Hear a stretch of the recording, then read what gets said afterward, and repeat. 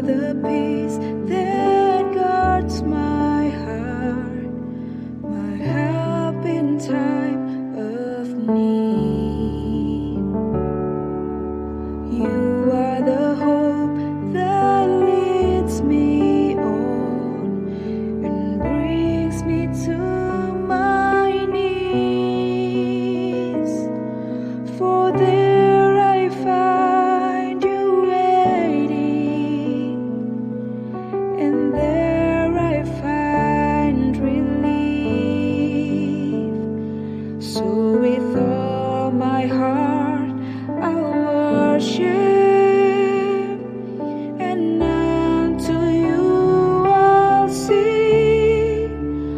For you alone deserve all glory, for you alone deserve all praise. Father, we worship and adore you. Father, we long to see your face. For you alone deserve all glory, for you alone deserve all praise. Father, we love you and we worship you this day. For you alone deserve all glory, for you alone deserve all praise. Father, we worship and adore you. Father, we love to see your face. For you alone deserve all glory, for you alone deserve all praise. Father, we love you and we worship you this day. Father, we love you and we worship you this day.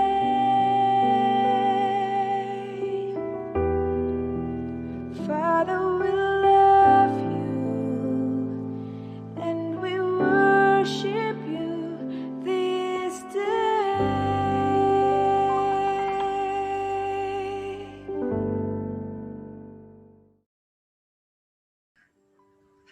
Shalom Bapak Ibu Saudara sekalian, Jemaat GSKI Selipi, salam jumpa kembali dalam program acara Rumah Kita. Tempat kita bicara fakta, cerita, dan logika. Malam hari ini ada satu topik yang menarik untuk kita bahas bersama-sama. Yang kata ini sebenarnya sangat akrab di telinga orang-orang Kristen di dalam gereja, terutama dari gereja-gereja beraliran Pentakosta karismatik gitu ya. Kata ini adalah panggilan, calling, bukan calling handphone ya Bapak Ibu ya, bukan panggilan apa-apa, tapi ini bicara soal panggilan Tuhan dalam hidup kita masing-masing. Nah, kebanyakan orang mengerti bahwa panggilan, ketika mendengar kata panggilan, asumsi atau konotasinya adalah bahwa seseorang akan bekerja, akan melayani Tuhan sebagai pendeta, atau masuk sekolah Alkitab, atau menjadi full-timer gereja. Nah, sebenarnya apa sih makna dari panggilan itu sendiri? Dan topik malam hari ini adalah menggenapi panggilan. Saya percaya bahwa masing-masing kita punya panggilannya sendiri-sendiri yang Tuhan sudah tetapkan bagi kita. Dan bagian kita adalah mengerti, mendengar, mengerti, dan mentaati panggilan tersebut. Namun sebelum kita lebih jauh lagi bicara soal menggenapi panggilan, kita perlu mengerti apa sih panggilan itu sendiri. Nah, segala sesuatu harus diusut dari bawah, Bapak Ibu. Harus diusut dari dasarnya, dari basicnya. Apa sih pengertian itu, pengertian panggilan itu? Nah, bersama kita sudah ada Bapak Gembala dari GSKI Kebun Jeruk, Bapak Timotius Tan, yang lebih akrab dipanggil Pak Tim Tan. Malam Pak Tim. Ya, malam Pak Doni, malam Bapak Ibu, saudara yang dikasih Tuhan, shalom, shalom. Ya. Wah, ini kayaknya sih dari senyumnya sih sumringah ini kayaknya. Lagi baru terima berkat nih kayaknya Pak. Haleluya. Haleluya. Masih cerah ini wajahnya. Baru mandi ya Pak? Betul, baru mandi, betul. Sama saja Pak mandi. Yeah. Oke. Pak Tim, ini kan selama ini kita hanya mengerti panggilan itu ketika kita bicara tentang panggilan di dalam dunia kekristenan selalu identik dengan panggilan seseorang untuk bisa mengabdikan sepenuhnya full time di gereja, jadi pendeta, masuk sekolah Alkitab. Kayaknya nggak lebih dari itu Pak Tim. Sedangkan ada hal-hal lain yang sebenarnya nggak semua orang nih bisa jadi pendeta juga. Nggak semua orang harus full time juga, nggak semua orang harus sekolah Alkitab juga gitu. Nah sebenarnya apa sih makna panggilan itu, pengertian panggilan, dan bagaimana kita bisa mengerti panggilan Tuhan di dalam hidup kita masing-masing. Pak Tim mungkin bisa memberikan pemaparan yang lebih jelas supaya jemaat GSKI SLP bisa mengerti akan hal ini Pak Tim. Silakan Pak Tim. Ya, puji Tuhan. Baik Pak Doni, Bapak Ibu saudara sekalian. Senang sekali ya kita bisa berjumpa malam ini untuk membahas tentang menggenapi panggilan seperti yang tadi Pak Doni sampaikan. Nah, untuk mengerti tentang menggenapi panggilan bagaimana, tentu kita harus mengerti dulu tentang makna panggilan itu sendiri ya. Makna panggilan itu sendiri. Nah, Bapak Ibu yang dikasih Tuhan, panggilan bagi orang percaya ya tidak terbatas hanya ya menjadi pendeta atau menjadi staf full timer di suatu gereja ya. Panggilan merupakan ya wujud ataupun respon orang percaya ya. Menggenapi panggilan merupakan respon orang percaya untuk belajar membalas cinta kasih Tuhan ya dan menunaikan tugas pelayanan yang Tuhan percayakan dalam hidup yang singkat di dunia ini. Jadi menggenapi panggilan ini merupakan respon orang percaya, Bapak Ibu, bagaimana orang percaya itu mau membalas cinta kasih Tuhan yang begitu besar, Tuhan Yesus yang mau mati di atas kayu salib, yang mau mengampuni dosa dan kesalahan kita, dan kemudian menggenapi panggilan ini juga merupakan respon untuk menunaikan ya tugas pelayanan yang Tuhan percayakan. Nah, panggilan Tuhan bagi kita ya, Pak Doni, saya meringkas atau mencatat ada 3 hal penting ya bagi kita orang percaya. Yang pertama, panggilan kita adalah menjadi murid Tuhan Yesus ya. Bapak Ibu, menjadi murid Tuhan Yesus. Sebelum Tuhan Yesus naik ke surga, ada pesan yang sangat penting dari Tuhan Yesus bagi murid-muridnya. Di Matius pasal 28 ayat 18 sampai 20. Yaitu agar murid-muridnya menjadikan segala bangsa sebagai murid-murid Tuhan Yesus juga ya. Nah, inilah panggilan bagi orang percaya yang pertama, yaitu bagaimana kita orang percaya ya Pak Doni mau menjadi murid-murid Tuhan Yesus seperti yang Tuhan Yesus perintahkan sebelum ya Tuhan Yesus naik ke surga ya. Dan murid di sini adalah murid yang mau belajar, ya, melakukan segala sesuatu yang telah Tuhan Yesus perintahkan.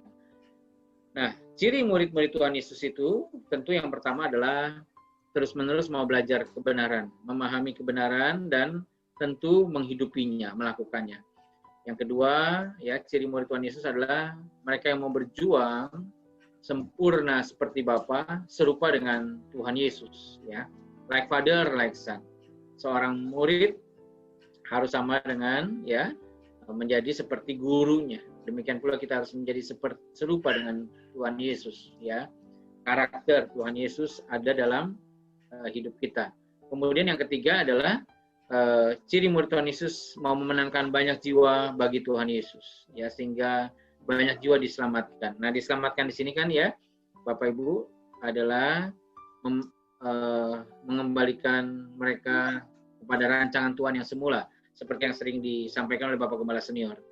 Dan yang keempat yang saya catat di sini, ciri murid Tuhan Yesus adalah mereka yang mau sungguh-sungguh hidup berkenan kepada Allah, ya. Nah, jadi Pak Doni, Bapak Ibu Saudara, inilah yang panggilan pertama yang sangat penting ya bagi kita semua orang percaya.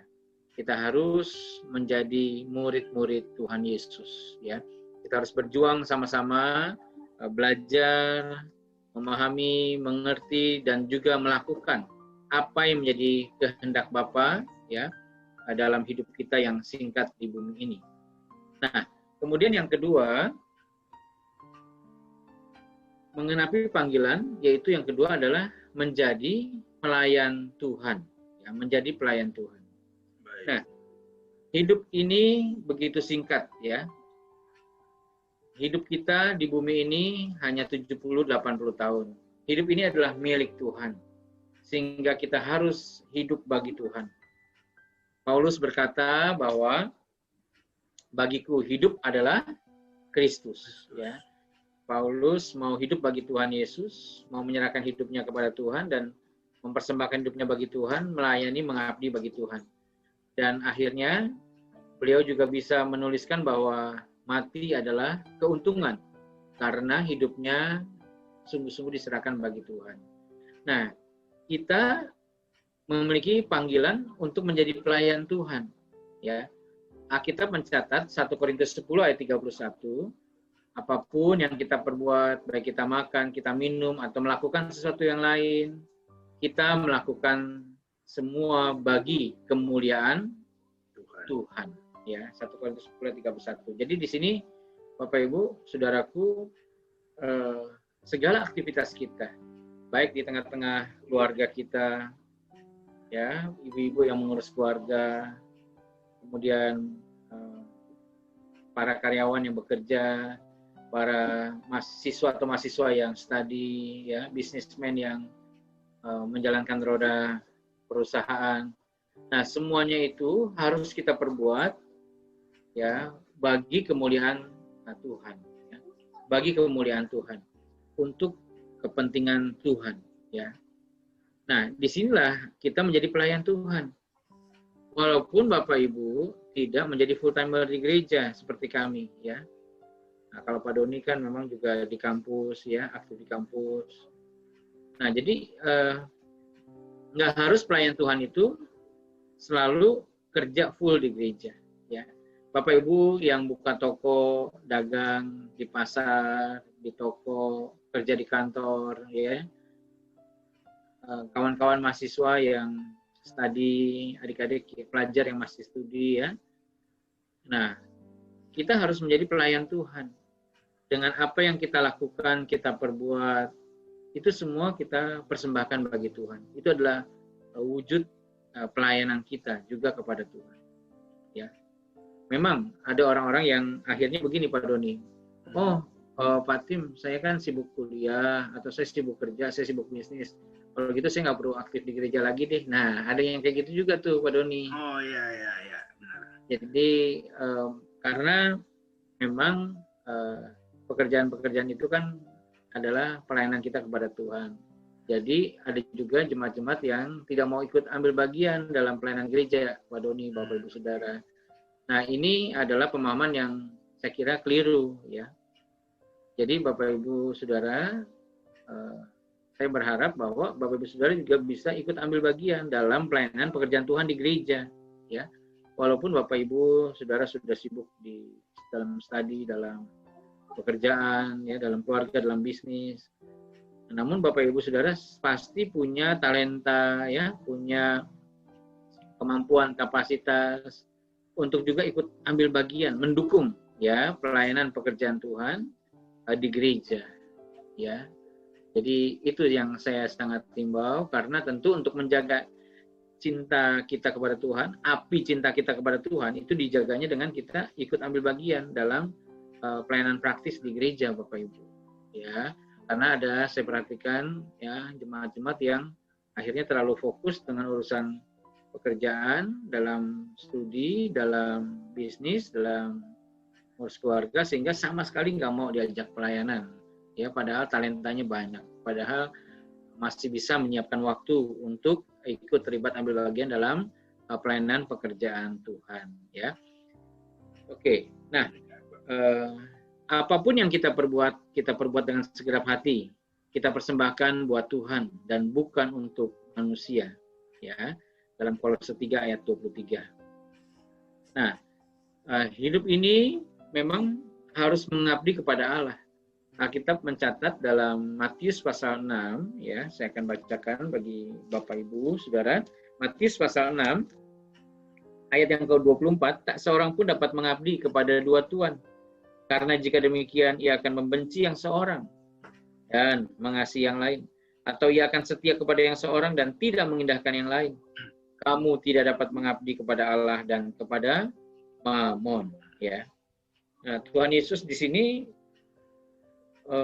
memberikan pilihan kepada orang banyak dan murid-muridnya dalam khotbah di bukit. Ya. Harus milih mengabdi kepada siapa, menjadi hamba siapa, hamba Tuhan atau hamba mamon, hamba uang, ya, harus memilih, nggak bisa menjadi hamba dari Tuhan, tapi juga hamba dari mamon. Nah, kita semua ini adalah pelayan Tuhan, kita semua adalah hamba Tuhan, ya, baik Bapak Ibu bekerja, baik Bapak Ibu studi, bisnis, semua adalah hamba Tuhan, semua pelayan Tuhan, dan inilah panggilan kita, ya, kita harus mengabdi kepada Allah, karena kalau Bapak Ibu tidak mau mengakui sebagai pelayan Tuhan, sebagai hamba Tuhan, berarti kita adalah hamba mamon, begitu ya Pak Doni ya? Kita adalah hamba mamon jadinya, bukan hamba Allah. Ya, karena memang cuma dua pilihan Bapak Ibu. Ya, nah Bapak Ibu pilih yang mana? Menjadi hamba Allah atau hamba mamon? Nah, kami ya, saya pendeta seperti saya ini ya, belum tentu menjadi hamba Tuhan malah, belum tentu jadi pelayan Tuhan. Bisa jadi kami ini ya atau saya ini menjadi hamba mamon. Nah, Bapak Ibu yang kerja, yang bisnis, banting tulang ya, tapi sungguh-sungguh cinta Tuhan, sungguh-sungguh melakukan kerjaan dengan baik dan ikut juga dalam waktu pun walaupun udah capek ya dalam ngurus pekerjaan, bisnis, studi, tapi Bapak Ibu tetap ya ambil bagian dalam pelayanan pekerjaan Tuhan. Waduh, itu hebat ya. Itu Bapak Ibu juga menjadi hamba Tuhan. Bapak Ibu menjadi hamba Allah, bukan hamba mamon. Nah, di sini kita lihat perbedaannya ya, Pak Doni ya. Jadi, ayo Bapak Ibu ya, kita memilih menjadi hamba Allah, menjadi pelayan Tuhan, ya, bukan hamba mamon.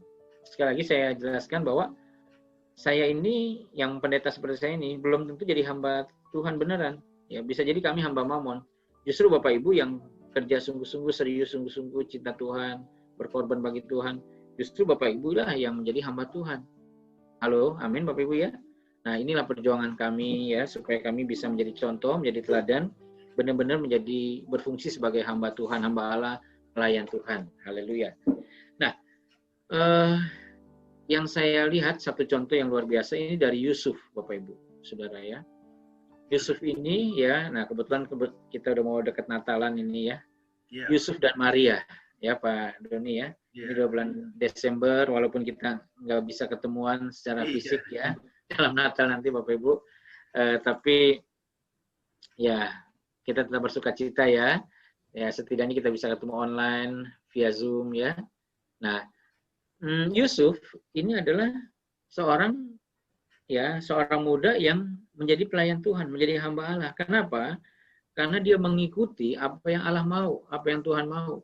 Ya, Matius 1 ayat 20, ya saya akan bacakan di sini bahwa malaikat Tuhan nampak kepada Yusuf dalam mimpi dan berkata, "Yusuf anak Daud, janganlah engkau takut mengambil Maria sebagai istrimu, sebab anak yang di dalam kandungannya adalah dari Roh Kudus." Ya. Jadi malaikat Tuhan ya menguatkan hati Yusuf bahwa jangan takut ambil Maria sebagai istrinya, ya. Karena yang di dalam kandungannya adalah dari Roh Kudus, ya. Nah, Yusuf ini memang punya resiko yang besar, Bapak Ibu Saudara. Ya. Punya resiko yang besar kalau dia menikahi Maria, ya. Apalagi kalau orang tahu bahwa Maria hamil sebelum mereka ya menjadi suami istri, ya. Nah, Bapak Ibu yang dikasih Tuhan,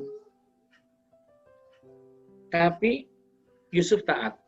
Alkitab mencatat ya di dalam Matius 1 ayat yang ke-24, firman Tuhan katakan, sesudah bangun dari tidurnya, Yusuf berbuat seperti yang diperintahkan malaikat Tuhan itu kepadanya.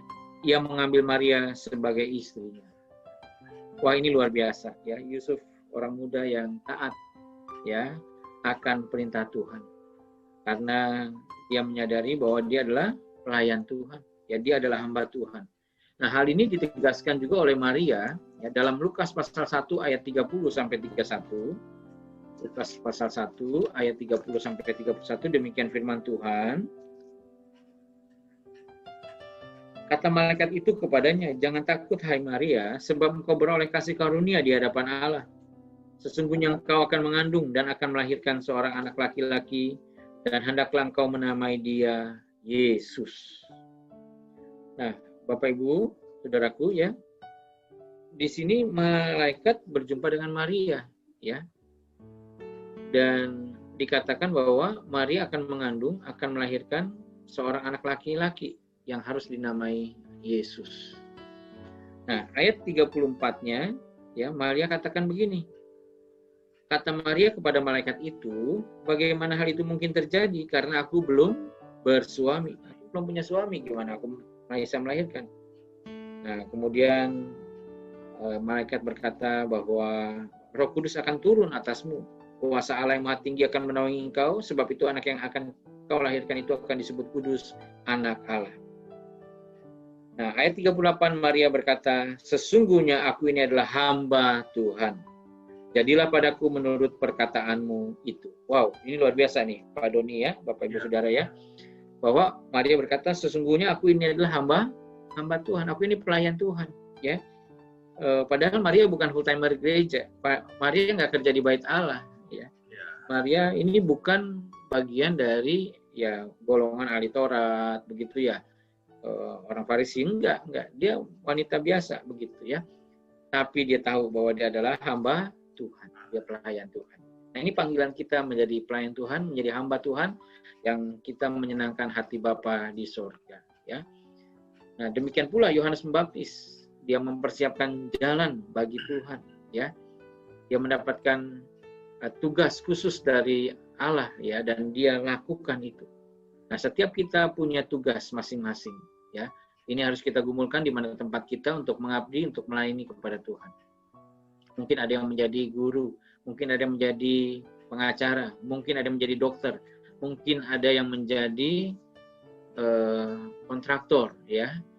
Nah, banyak bagian, banyak bidang, ya, yang bisa kita tekuni sesuai dengan talenta masing-masing.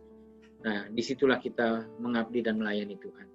Nah, yang terakhir, ya, Bapak Ibu Saudara, kita punya panggilan adalah menjadi anggota keluarga kerajaan Allah.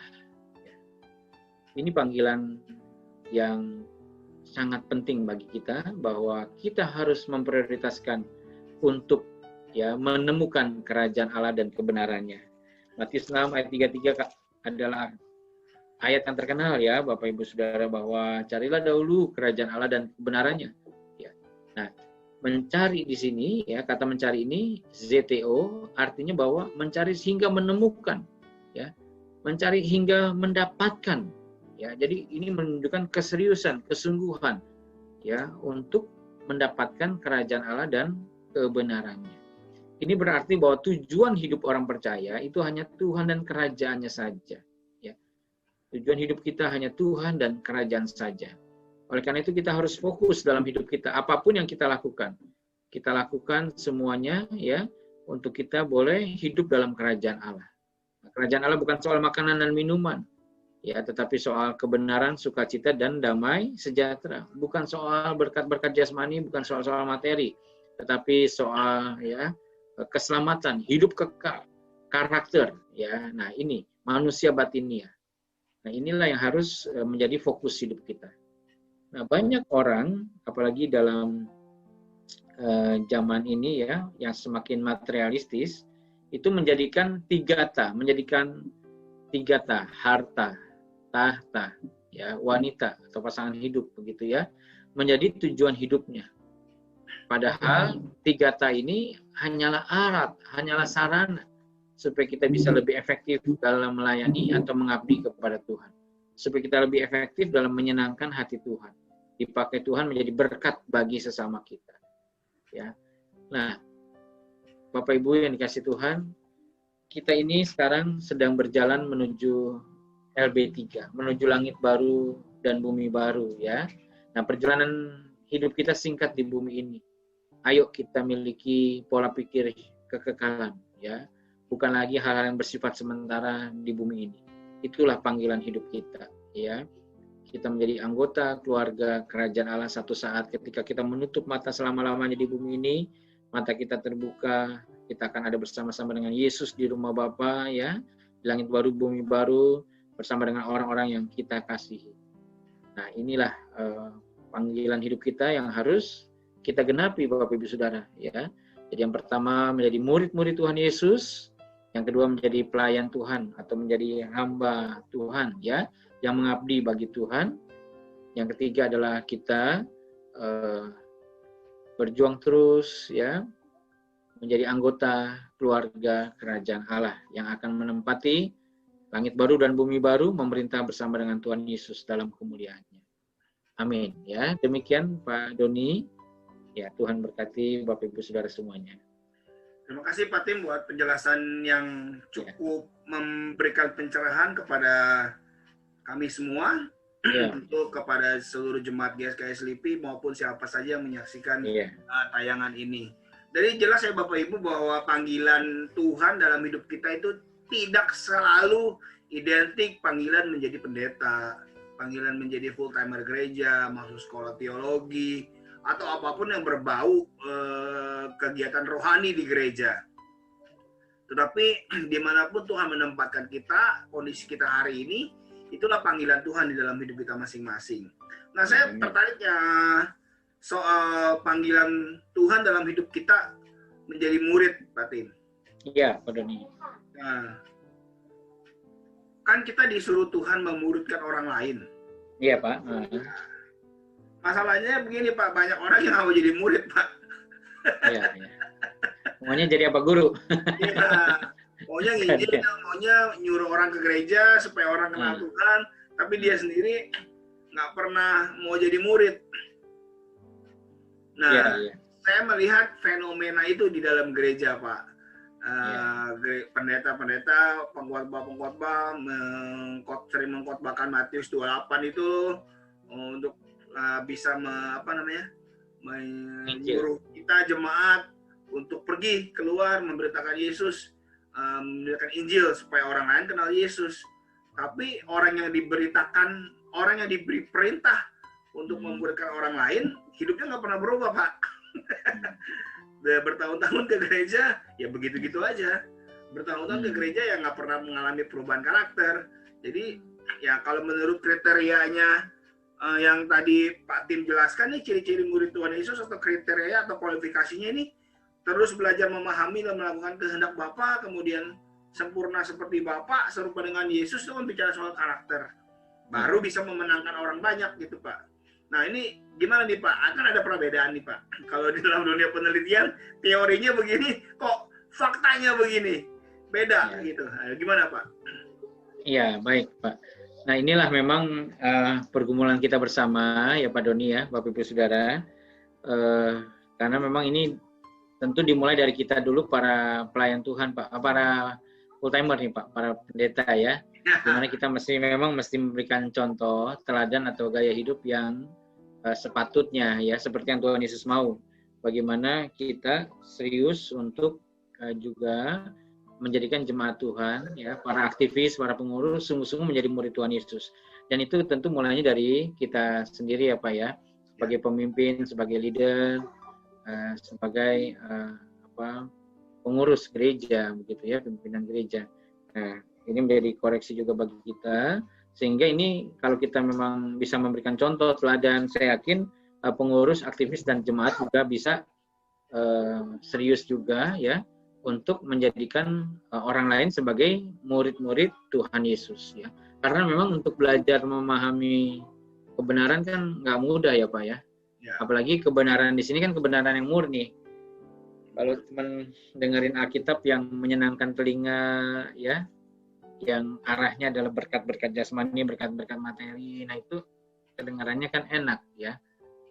Tapi kalau kita kan diajarin di GSK ini ya, di Rehoboth ini adalah bagaimana kita sungguh-sungguh memahami kebenaran yang murni, Injil yang sejati, Injil yang Tuhan Yesus ajarkan.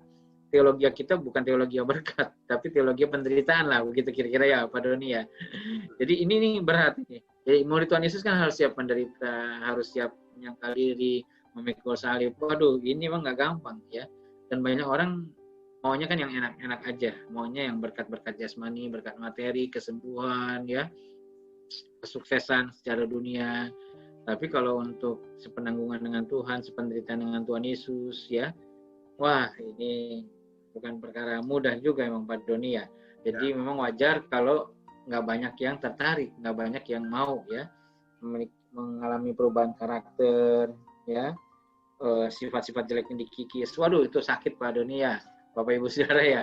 Nah makanya orang akhirnya nggak mau kan, milihnya yang ya ikut Tuhan mah yang enak-enak aja deh ya, yang berkat-berkat aja deh, yang santai-santai aja, nggak usah serius banget dah ya. Nggak usah kudus-kudus banget dah ya, ya udahlah biasa aja, kita manusia penuh dosa gitu ya.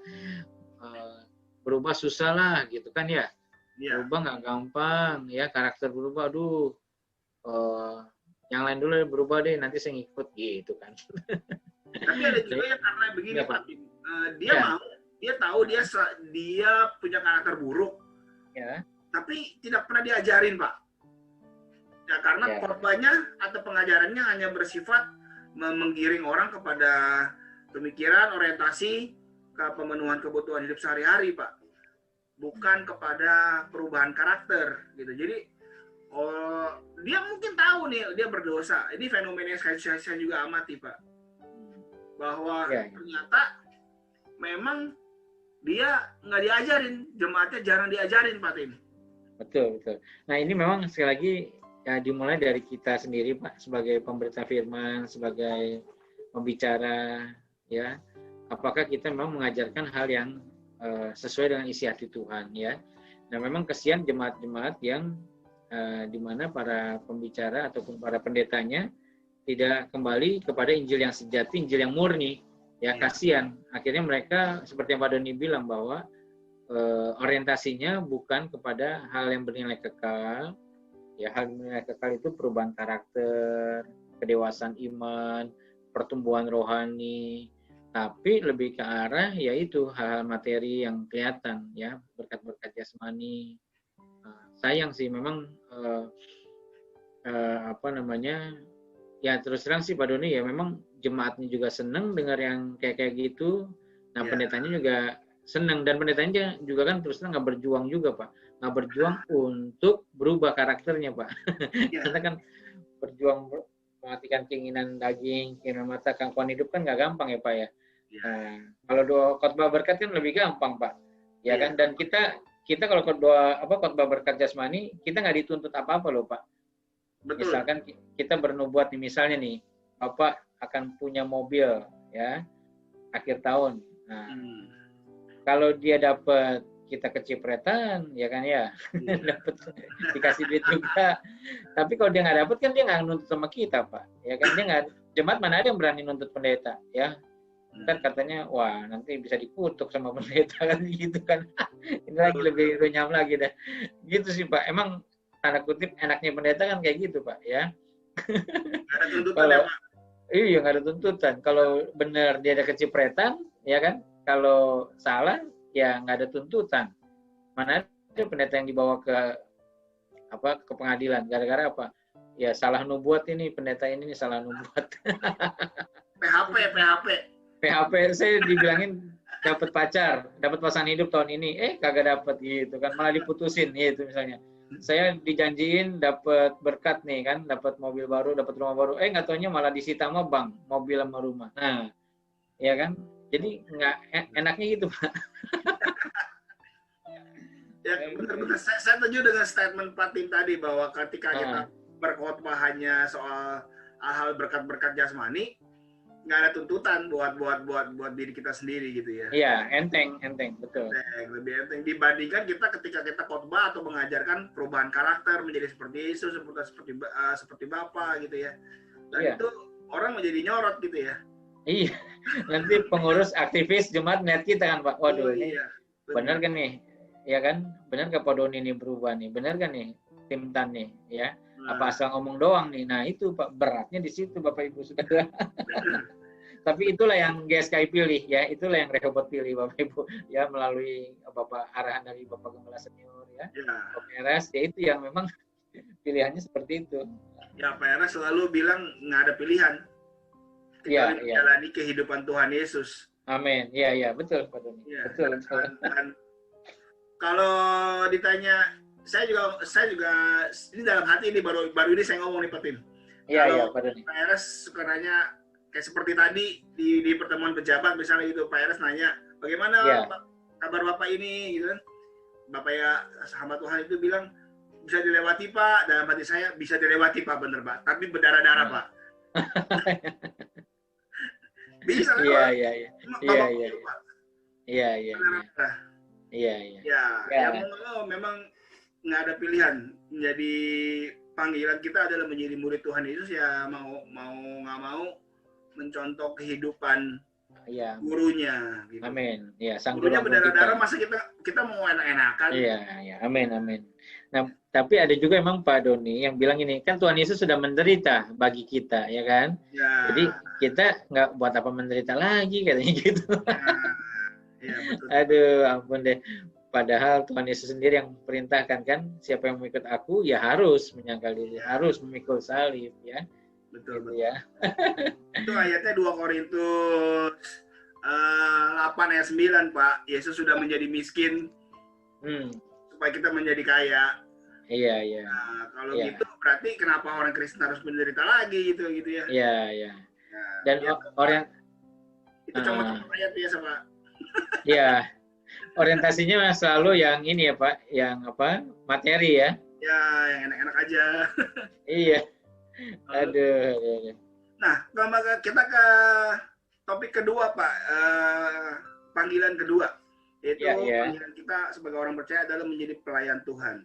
Nah, dalam hal ini nih, saya setuju dengan fenomena yang tadi Pak Tim sampaikan dalam poin ini, bahwa ada banyak orang yang sudah terlalu sibuk di pekerjaannya masing-masing, di kegiatannya di gereja, lalu memutuskan untuk tidak mengambil bagian di dalam pelayanan di gereja. Oh iya. Kira-kira begini Pak Tim, memang penghakiman itu Tuhan yang punya ya. Tapi apakah ini bisa dianggap baik gitu Pak? Kan dia sudah berpikir, saya sudah bekerja, saya sudah melakukan tugas saya di luar, saya kasih persembahan, dan itu merupakan pelayanan saya kepada Tuhan. Tapi kalau untuk terlibat di dalam pelayanan, saya nggak mau, gitu ya. Biasanya ini salah satu yang pernah saya dapatkan, bahwa orang nggak mau pelayanan karena nggak mau ribet, Pak Tim. Nggak mau ribet. Ada aturan-aturan lagi di dalam melayani. Kan ada gereja-gereja yang kayaknya cukup ketat menerapkan aturan bagi para pelayannya. Harus datang doa pagi lah, harus ini, harus itulah, harus PA lah, segala macam gitu Pak. Nah bagaimana ini Pak Tim? Iya Pak Doni. Jadi memang untuk keterlibatan jemaat dalam pelayanan pekerjaan Tuhan ini bukan satu hal yang mudah. Memang perlu ya jemaat ini memiliki beban atau kerinduan ya untuk memberikan yang terbaik bagi Tuhan dalam ladang Tuhan ya.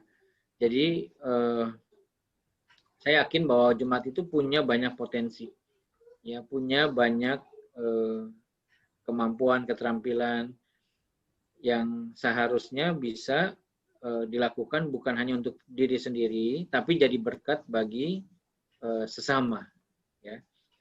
Dan memang sarananya itu salah satunya memang melalui gereja, Bapak Ibu Saudara, ya. Jadi begini,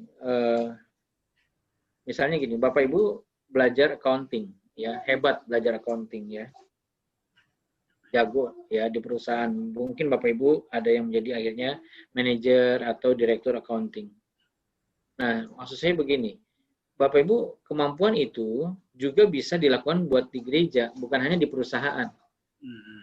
Kalau gereja punya juga staf keuangan atau bendahara yang memang ngerti accounting, pembukuan, nah ini akan lebih efektif, lebih bagus Pak Doni, daripada yang orang yang bukan background accounting gitu.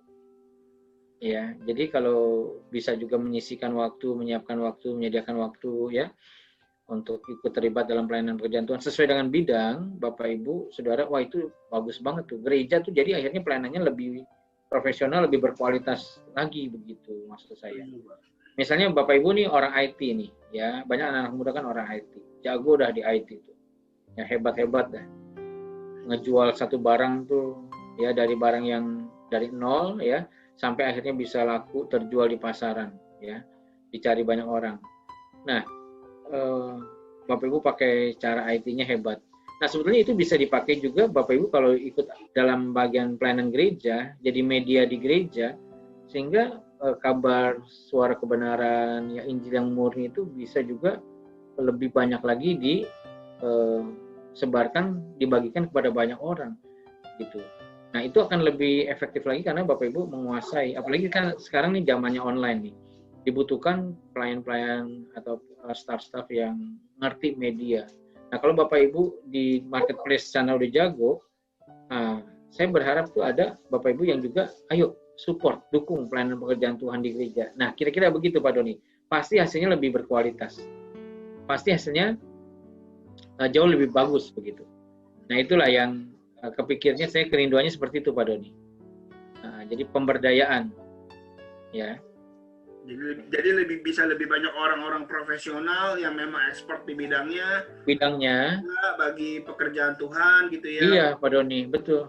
Volunteer memaksimalkan potensi supaya bisa dibantu, bisa ditolong dan Injil bisa lebih mudah diberitakan gitu ya Pak ya. Iya, betul Pak, betul.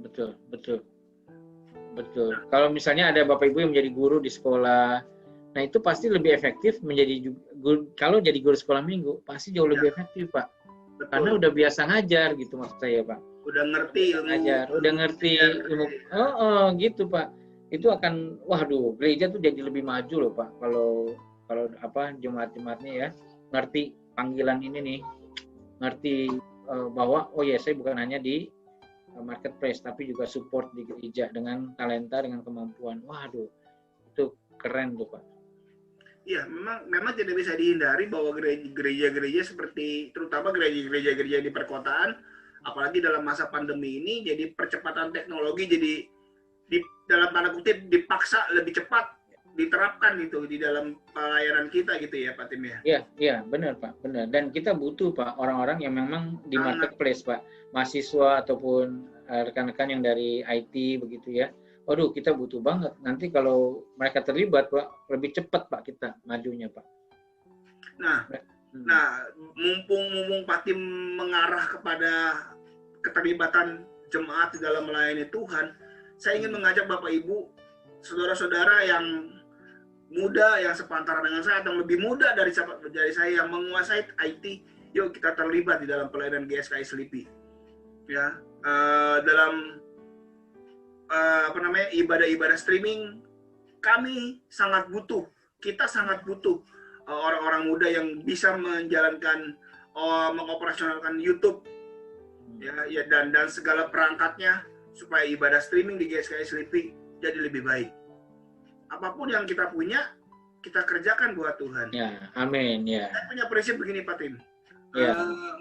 Mungkin sebagian orang pernah berpikir ya, mungkin sekarang sudah nggak aneh ya orang multi talent gitu ya, multitasking ya. Tapi zaman dulu tuh saya merasa bahwa kalau kita banyak pegang pelayanan, jadi kayak orang serakah gitu. Jadi kayak orang serakah. Tapi saya punya prinsip begini, makin banyak yang kita bisa, makin banyak hal yang Tuhan bisa pakai dalam hidup kita gitu. Amin, ya, ya. Ya, dulu tuh saya ini kesaksian saja. Dulu tuh saya cuma berpikir bahwa seumur hidup saya akan main musik, Pak Tim. Karena saya bisa cuma musik. Itu yang ada dalam pikiran saya. Iya, iya. Meskipun saya sekolah teologi gitu, tapi tetap nggak pernah bisa hilang pikiran saya bahwa saya hanya bisa main musik. Nah, karena memang sekolah teologi, ya mau kadang-kadang suka disuruh khotbah di ibadah-ibadah kecil, gitu ya. Ya mulai berpikir, mulai berkembang. Nah, jadi saya tuh sering, Pak Tim, khotbah di sebuah gereja kecil yang pemain keyboardnya nggak datang, Pak Tim. Oh, jadi merangkap. jadi sebelum saya khotbah saya main musik dulu. Wah, saya malah nggak bisa Pak main keyboard. Wah, itu memang nggak begitu baik sih. Cuma pada saat yang pelajaran yang saya dapetin pada saat kita dalam situasi-situasi emergensi seperti itu, Tuhan bisa pakai sisi lain dari hidup kita, gitu Pak. Ya, amin, amin. Ya. Jadi main musiknya bisa jalan, gereja itu tertolong, ya khotbah ya jalan juga gitu. Iya, amin. Jadi makanya saya pikir wah semakin banyak yang kita bisa lakukan, semakin banyak yang Tuhan bisa pakai dalam hidup kita. Ya, amin. Kuncinya sih di kesetiaan ya Pak ya. Kalau kita setia perkara kecil, Tuhan kasih perkara besar. Saya juga tentu kita juga punya pengalaman ya Pak, di mana dulu mulai aktif-aktif pelayanan remaja, pelayanan pemuda. Nah disitulah kemampuan-kemampuan itu Tuhan kasih Bapak Ibu ya. Kalau kita, itu aduh luar biasa deh. Saya juga merasakan berkat dari pelayanan itu Pak. Memang uang saya nggak dapat lah ya waktu SMP SMA di gereja yang lama ya. Tapi kan saya belajar melayani akhirnya untuk bicara di depan bos-bos di kantor, di depan teman-teman di kantor ya, presentasi itu hal yang biasa, itu hal yang mudah bagi saya Pak. Nah itu adalah ya tanda kutip berkat-berkat inilah sampingan lah Pak dari kita akhirnya ikut ambil bagian dalam pelayanan pekerjaan Tuhan sejak masih remaja pemuda. Saya yakin Bapak Ibu juga pasti punya pengalaman juga lah begitu ya. Nah, jadi kita tetap harus mengerjakan panggilan kita ya Pak Tim ya. Ya, kita harus terus berjuang Pak, tahu di mana tempat kita ya. Sekali lagi bukan hanya di marketplace, tapi juga ayo Bapak Ibu dalam waktu yang masih ada ya, kita juga ikut ambil bagian dalam pekerjaan Tuhan di gereja gitu ya. Semua pekerjaan Tuhan, tapi ini yang kami ingatkan adalah juga ambil bagian dalam pekerjaan Tuhan di gereja sesuai dengan talenta bidang Bapak Ibu ya. Karena memang kita kan langsung bersentuhan dengan jemaat ya. Contoh nih Pak, saya punya ada jemaat kita dokter masih muda ya. Nah dia tiap hari full kerja ya. Iya. Nah cuman saya kenal dia dan saya minta tolong sama dia, bro ini kan masih COVID. Nah saya kan melayani gembala-gembala GSKI. Ada gembala yang sakit misalnya, atau ada jemaat yang sakit. Saya bilang tolong ya bro dibantu. Dia dengan hanya meng-WA ya, telepon, tolong dibantu supaya ada buka resep misalnya kan. Nah itu jadi berkat Pak, gitu. Iya, ya jadi berkat dia. Jadi memang itu saya juga nggak aktifkan dia di gereja sih, nggak perlu ya. Cuman setidaknya orang gereja yang sakit ya, yang saya tahu sakit atau gembala yang sakit istrinya gitu misalnya ya, langsung saya konekin. Nah mereka WA-WA-an, mereka telepon-teleponan, nah, akhirnya dikasih resep. Dikasih solusi sementara untuk penyakitnya. Nah itu kan pelayanan Pak. Wah itu luar biasa jadi berkat loh Pak. Bayangin kalau kita jemaat nggak ada yang dokter Pak. Pusing Pak, kesian. Yang nggak ada uang tuh kesian Pak. Dalam kondisi kayak begini kan kesian juga. Benar. Takut ke rumah sakit gitu Pak. Wah saya jadi ingat masa kecil saya tuh Pak Tim. Di gereja saya yang lama tuh ada juga yang begitu Pak. Dokter, seorang dokter, dia adiknya gembala. Dokter, tapi setiap kali datang ibadah hari Minggu tuh dia bawa alat-alat kedokteran dia yang ringkas, stetoskop, tensimeter gitu ya.